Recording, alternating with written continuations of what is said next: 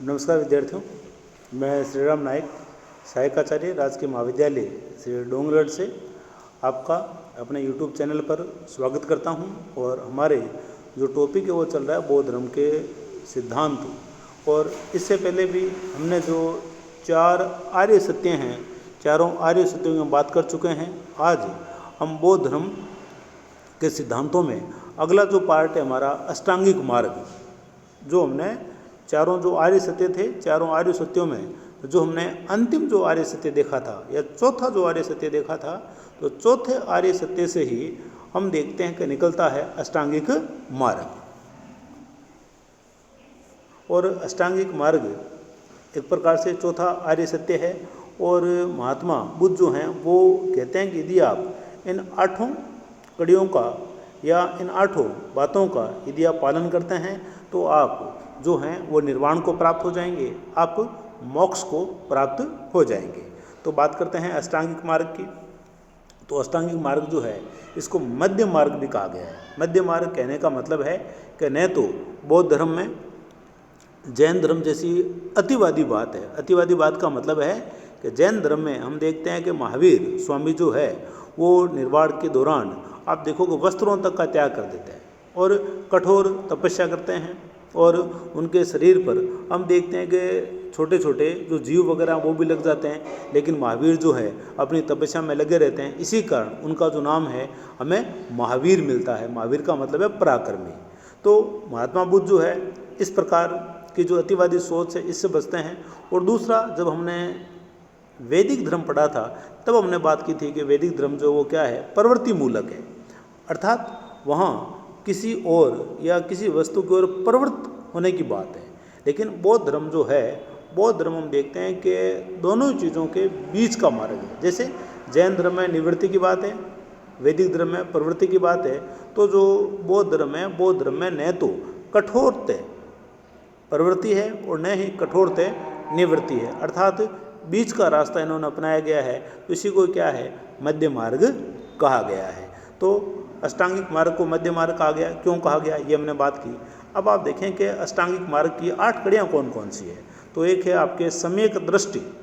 सम्यक दृष्टि का मतलब है कि महावीर बुद्ध इस बात को कहते हैं कि यदि आपको निर्वाण प्राप्त करना है, यदि आपको मुक्ति प्राप्त करनी है या मोक्ष प्राप्त करना है, तो आपकी जो दृष्टि है, आपकी दृष्टि की ये विशेषता होनी चाहिए जो सत्य और असत्य में भेद कर सके, जो पाप और पुण्य में भेद कर सके, जो सदाचार और दुराचार में भेद कर सके।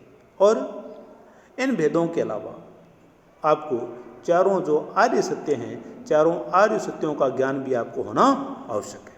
तो ये पहली कड़ी है सम्यक दृष्टि। सम्यक जो शब्द है इसका मतलब है उचित। तो सम्यक दृष्टि की बात हुई हमारे बीच में। फिर है सम्यक संकल्प।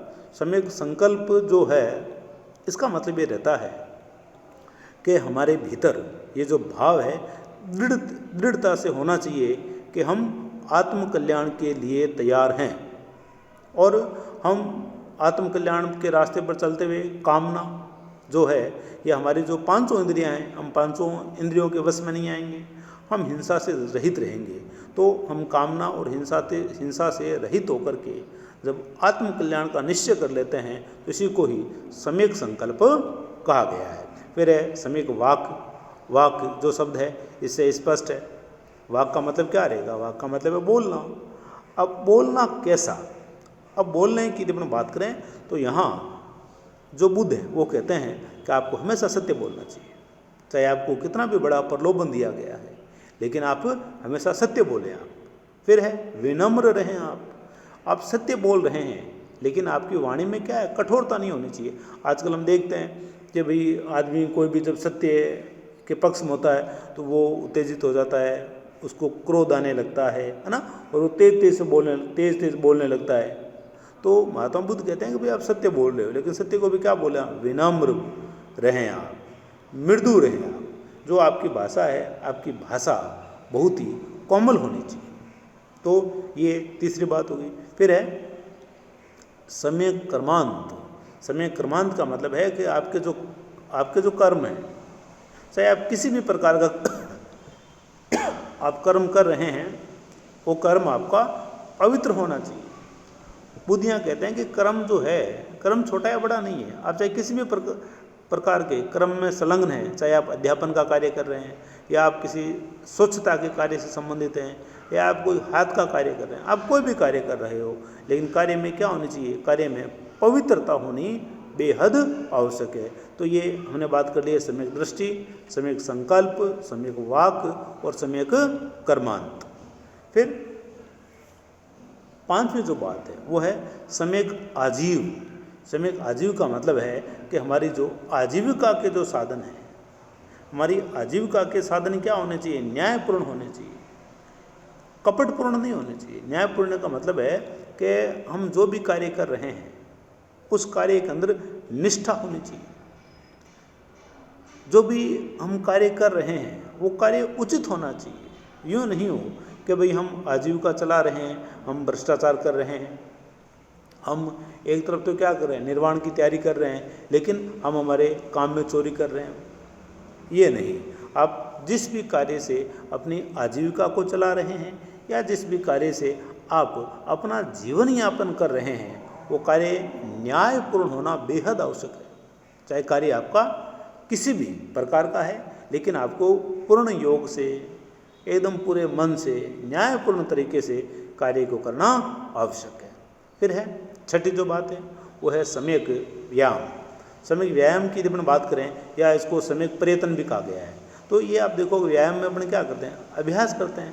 तो यहाँ भी ये बात कही गई है कि जो हम पहले जो बातें कर चुके हैं, पहले बातें सम्यक दृष्टि की बात की हमने, सम्यक संकल्प की बात की हमने, सम्यक वाक की बात की हमने, सम्यक कर्मांत की बात की हमने, सम्यक आजीव की बात की हमने। तो ये जो बातें हैं, इन बातों का आपको क्या करना चाहिए? बार बार अभ्यास करना चाहिए। आप अपने व्यवहार में इन बातों को रखें आप। फिर है सम्यक स्मृति। सम्यक स्मृति का मतलब है कि आपने जो भी शिक्षाएं आपने प्राप्त कर ली हैं, उन शिक्षाओं से आप कोई लाभ उठाने की चेष्टा नहीं करें, और हमेशा उन चीज़ों को आप क्या करें? अपने मस्तिष्क में उनको स्मरण करें आप। जैसे आप देखो कि जो आपके आर्य सत्य हैं, आर्य सत्यों का हमेशा आप स्मरण करें आप। और आर्य सत्यों में जो विशेष जो बात है वो क्या है? तृष्णा को समाप्त करना। तृष्णा को आपको समाप्त करना है। इस बात को आप हमेशा क्या है? अपनी स्मृति में रखें, अपने जहन में रखें। तो उसी प्रकार के क्या है? आप कार्य लगातार करते रहें, जिससे आपकी जो तृष्णा है वो क्या हो जाए? समाप्त हो जाए। तो ये बात हो गई सम्यक स्मृति की। और जो आठवीं जो कड़ी है, आठवीं कड़ी है जो सबसे महत्वपूर्ण है। हालांकि आप देखो कि सभी कड़ियाँ महत्वपूर्ण हैं। क्यों? क्योंकि एक दूसरे से जुड़ी हुई है। अपने ये नहीं कह सकते कि भाई वो कड़ी ज़्यादा महत्वपूर्ण है, ये कड़ी कम महत्वपूर्ण है। क्यों? क्योंकि एक भी कड़ी यदि छूटी तो अष्टांगिक मार्ग जो है वो पूरा नहीं हो पाएगा और आप मुक्ति, निर्वाण या मोक्ष को प्राप्त नहीं हो पाएंगे। तो आठवीं जो बात है उसमें कहा गया है सम्यक समाधि। और सम्यक समाधि जो है, इसमें यदि अपन बात करें तो महात्मा बुद्ध जो हैं वो कहते हैं कि सभी प्रकार के जो राग द्वेष हैं उनसे अलग होकर के, उनसे मुक्त होकर के, उनसे रहित होकर के आपके चित्त की जो एकाग्रता है उसको आप एक स्थान पर लगाएं। आप एक स्थान पर लगाएं, अर्थात आप इस भाव को अपने अंदर रखें कि भाई मुझे मुक्ति को प्राप्त करना है, मुझे तृष्णा रहित होना है। तो इस प्रकार से महात्मा बुद्ध ने जो चार आर्य सत्य बताए हैं और चौथा जो आर्य सत्य है उसी से ही निकलता है अष्टांगिक मार्ग। और इन सब बातों का यदि पालन किया जाए तो महात्मा बुद्ध जो हैं वो कहते हैं कि आपके भीतर जो तृष्णा रूपी जो अग्नि है, तृष्णा रूपी अग्नि बुझ जाती है और आपके बाद के जो कर्म है, निर्वाण के बाद जितने भी आप कर्म करते हैं उन कर्मों के संस्कार नहीं बनते हैं। और कर्मों के जब संस्कार नहीं बनेंगे तो जन्म लेने की इच्छा नहीं होगी। अब जब जन्म लेने की इच्छा ही नहीं होगी तो आप देखो कि हमारी जो इंद्रियां हैं, हमारी इंद्रियां विषयों के साथ नहीं लगेगी। और जब इंद्रियां विषयों के साथ नहीं लगेगी, जन्म लेने की इच्छा ही समाप्त हो जाएगी, तब हम देखते हैं कि तृष्णा जो है वो पूर्णतः समाप्त हो जाएगी और जो भी व्यक्ति है वो निर्वाण को प्राप्त हो जाएगा। और महात्मा बुद्ध जो हैं उन्होंने सभी के लिए निर्वाण का रास्ता खोला था। और बुद्ध जो हैं वो किसी भी प्रकार का कोई भेद नहीं करते हैं, किसी भी प्रकार का कोई कर्म कांड नहीं बताते हैं। ये सीधी 8 कड़ियाँ बताई और कहा कि यदि आप इन कड़ियों का पालन करते हो तो आपके जीवन का जो चरम पुरुषार्थ है या जो आपके जीवन का जो चरम लक्ष्य है वो आपको प्राप्त हो जाएगा। जल्दी मिलते हैं अगले वीडियो के साथ।